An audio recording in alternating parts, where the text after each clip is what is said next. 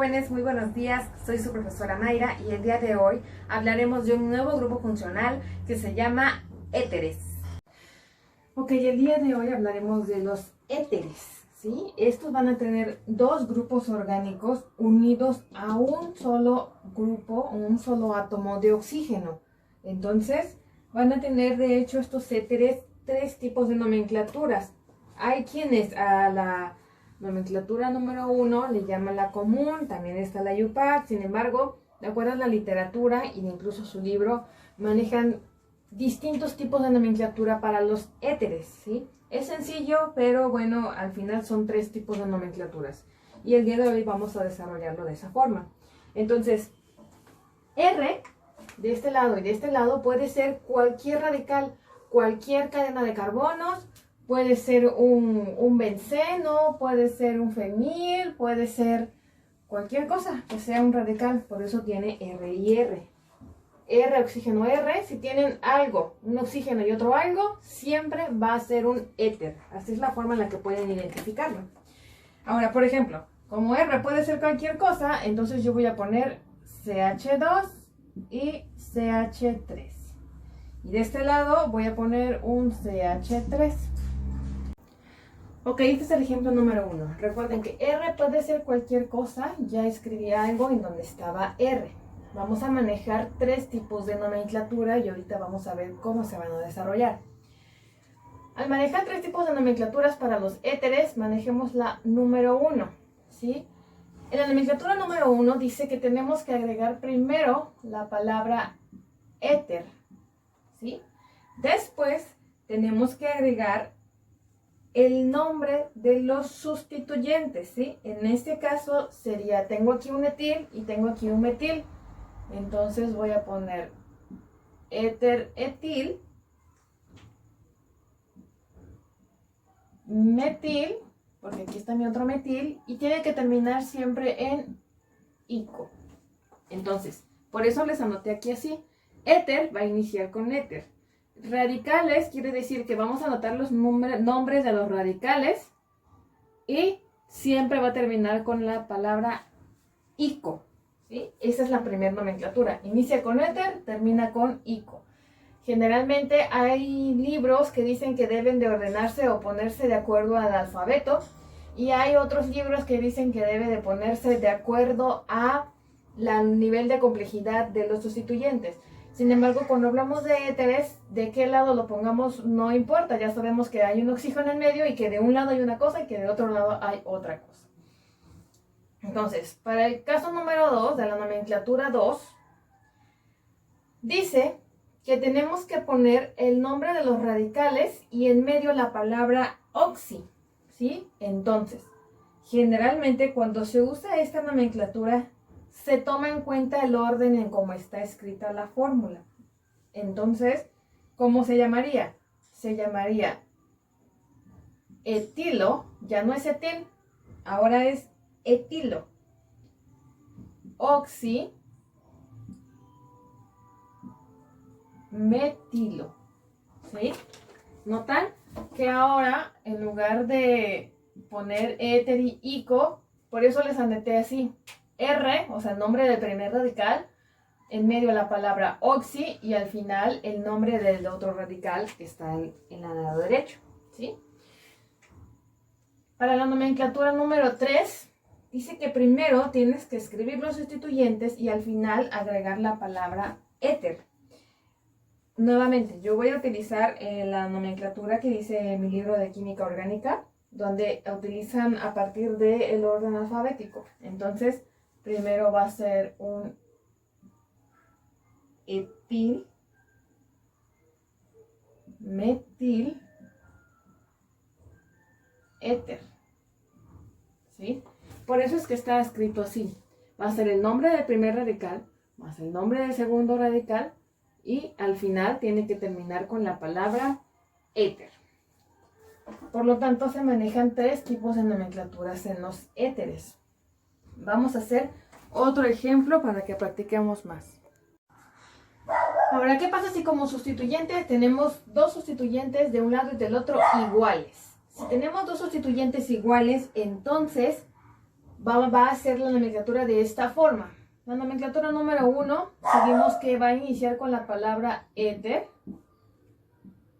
seguido de el nombre del radical. Pero como tenemos dos radicales que son exactamente iguales, pues acuérdense que cuando teníamos dos metilos poníamos dimetil, ¿sí? Y debe terminar en ico. Entonces es un éter dimetílico.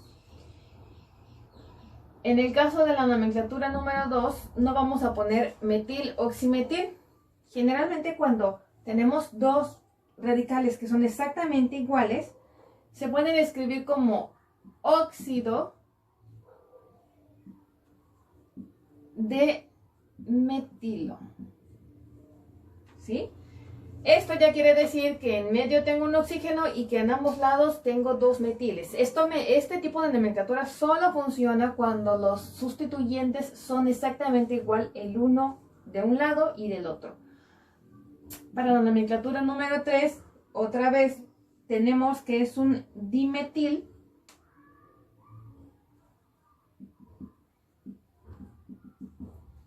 y que va a terminar con la palabra éter, ¿sí? Entonces, estos serían los tres tipos de nomenclaturas cuando los compuestos son iguales uno con el otro. Este es un ejemplo parecido al anterior. Les escribo la estructura en zigzag. ¿Cómo desarrollamos la estructura en zigzag? Si yo tengo problemas para identificar este tipo de estructuras, pues entonces lo escribo de forma normal. Un oxígeno, CH2 y CH3. CH2 y CH3, ¿sí? Acuérdense, este es un carbono y este es otro. 1, 2, 1, 2. Por eso es solamente 1, 2, 1 y 2. Entonces, esto y esto es exactamente lo mismo. Otra vez, ¿cómo vamos a iniciar con la nomenclatura número 1? Inicia con la palabra éter. Después se va a agregar la palabra di. Pero como ahora son dos carbonos, es un dietil, ¿sí? Como es un dietil, termina con ico. Entonces es un éter dietílico.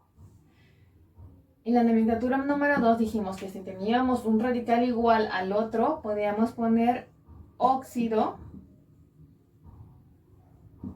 de etil. Como el pasado pusimos óxido de metil, bueno, este sería un óxido de etilo. En la nomenclatura número 3 vamos a iniciar con los sustituyentes, que como son los mismos, en realidad es un dietil. Y tenemos que agregar al final la palabra éter. Así quedaría nuestro compuesto. Ahora, si nos dan el nombre, ¿cómo lo vamos a dibujar? ¿Cómo vamos a poner su estructura? Punto número 1. Si sé que es un éter, sé que va a ser un algo unido a un oxígeno con otro algo, ¿sí? Entonces, desde ahí ya voy identificando que es un éter. Entonces, voy a poner un oxígeno en medio. Este tipo de nomenclatura no siempre me da el orden en cómo debe de ir, más que esta. Así es que de qué lado ponga cada cosa no tiene relevancia, no pasa nada. Si yo quiero poner, por ejemplo, éter y luego el butil, ¿cómo es el butil? Es un sustituyente con 4 carbonos. 1, 2, 3, 4. Y me pude ir de forma lineal, y me pude ir para arriba, y me pude ir para abajo. Al final es lineal y solamente son 4 carbonos. Ahora ¿cómo era el isopropil? Recuerdan que el isopropil teníamos aquí un carbono, luego un CH3 y acá otro CH3. Isopropil.